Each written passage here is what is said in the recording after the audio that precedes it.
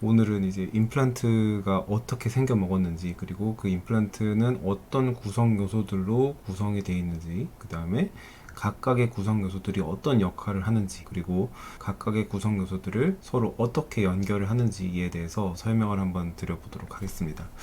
임플란트 치료를 이미 받으셨든, 임플란트 치료를 앞으로 받을 계획이 있으시든, 혹은 아무런 계획이 없으셔도 언젠가 임플란트를 하시게 될 테니, 임플란트가 어떻게 생겨 먹었는지에 대해서 알아두시는 것은 상당히 큰 의미가 있다고 말씀을 드릴 수가 있겠습니다.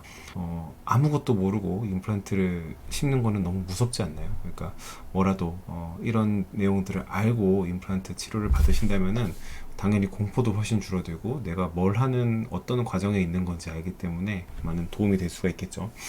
오늘은 이 사진을 보면서 설명을 드려보도록 할 거예요. 우리가 흔히 이제 임플란트를 말씀드릴 때 임플란트다 라고 말씀을 드리는 부분이 이 부분이에요. 임플란트의 픽스처라고 말을 하는 부분인데, 이 부분은 이제 여기 말씀드린 것처럼 치아의 뿌리의 역할을 해줍니다. 그러니까 뼈에 단단히 박혀가지고 힘을 지탱할 수 있는 그런 뿌리 역할을 해주는 것이 임플란트의 픽스처다 라고 이해를 하시면 되시고, 이 임플란트 픽스처는 우리가 흔히 임플란트 수술을 했어요 라고 하면은 이 임플란트 픽스처를 뼛속에 집어넣어 놨다, 뼈에다가 구멍을 뚫고 이 픽스처, 이 임플란트의 뿌리를 뼛속에 넣어 놨다 라는 의미로 받아들이시면 됩니다. 따라서 임플란트 수술을 했어도 이런 크라운, 이런 어버트먼트, 이런 거는 없다고 생각을 하셔야 돼요.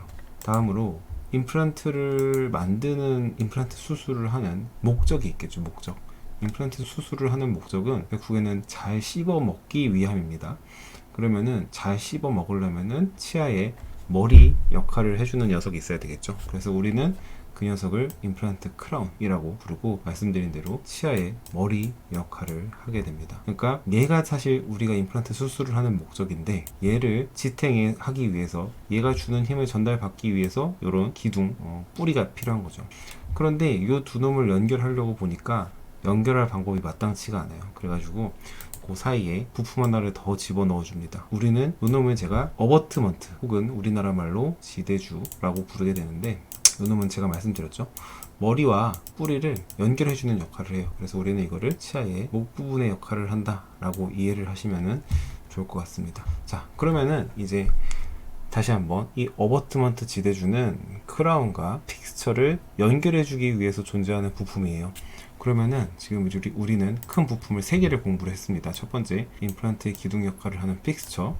두 번째, 임플란트를 심는 목적인 크라운. 그 다음에 1번과 2번을 연결하기 위한 임플란트의 목, 어버트먼트, 지대주. 이렇게 3가지에 대해서 알아봤고, 이 상태에서 이제 1번과 3번을 연결하는 방법이 있어야 될 것이고, 2번과 3번도 서로 연결이 돼야 되겠죠. 지금 이제 그 부분에 대해서 말씀을 드려보도록 하겠습니다.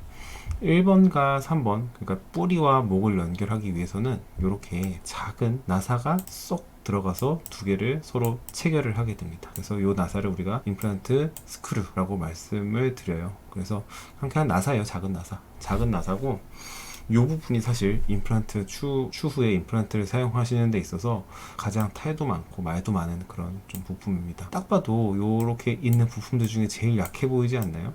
그래서 이 나사가 부러지기도 하고 휘기도 하고 풀리기도 하고 여러 가지 문제를 일으키고, 이 나사도 사실 잘들 모르시는데, 각 제조사에서 만든 정품 나사가 있고 좀 야매 나사가 있어요. 그래서 의외로 야매 나사를 쓰는 치과들이 많기 때문에 이런 나사를, 정품 나사를 사용하나요? 라고 물어보는 것도 좋은 치과를 고르고 좋은 임플란트 수술을 받으시는데 중요한 포인트가 될 수 있습니다. 아무래도 야매로 만들면은 품질이 조금 떨어질 수가 있겠죠. 품질이 떨어지는 부품은 피로 강도가 떨어집니다. 그러니까 반복적으로 계속 힘을 받고 하중을 받다 보면은 어쨌든 빨리 탈이 나게 돼 있습니다. 되게 작지만 생각보다 중요한 부품이라는 거를 이해를 해주시면 좋겠고, 네, 마지막으로 요 크라운과 어버트먼트, 머리와 목을 연결하는 방법도 있어야 될 거잖아요. 요 놈들은 보통은 우리가 접착제로 붙이게 됩니다. 그래서 접착제도 당연히 그 강한 등급이 있겠죠. 약한 접착제부터 강한 접착제까지 여러 가지가 있는데 각각의 장점과 단점이 있어요. 그래서 보통 접착제로 붙이고 나면 얘네들은 서로 떼기가 이제 힘들어지게 됩니다. 어쨌든 그렇게 연결이 된다 라고 이해를 하시면 돼요. 그래서 일반적으로 임플란트 수술을 한다라는 말은 아까 말씀드린 것처럼 픽스처를 먼저 심고, 픽스처가 뼈랑 붙기까지 쭈르륵 기다려요. 기다리다 보면 이제 잘 붙었겠죠. 그제서야 이제 나머지 부품들이 위에 올라가게 됩니다. 이런 부분들을 이제 임플란트 보철이라고 말을 하게 되겠죠. 오늘은 일단 임플란트의 구조와 각 구성 요소들, 그리고 구성 요소들이 또 어떻게 연결이 되는지, 그리고 각 구성 요소들의 역할이 뭔지에 대해서 알아봤어요. 앞으로 임플란트 수술을 받으실 계획이라면 요거는 꼭 알고 상담을 받으러 가시기 바랍니다. 알고 가시면 상담 받기도 훨씬 편하실 거예요.